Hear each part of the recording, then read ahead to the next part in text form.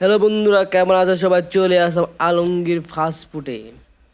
তো এখানে আমি আজকে খাবো বার্গার। তো বার্গার খাওয়ার জন্য চলে আসলাম এখানে। তো বার্গারগুলো তো অনেক ভালো, তো অনেক সুস্বাদু হয় এখানে। তো চলে আসলাম, তো দেখি কেমন হয়। তো ওনাকে বললাম যে 2টা বার্গার অর্ডার অর্ডার করলো, তো তার জন্য আমরা ওয়েট করছিলাম। তো উনি আমাদের জন্য বার্গারগুলো তৈরি করতেছিল, তো আমরা সেই জন্য ওয়েট করতেছি।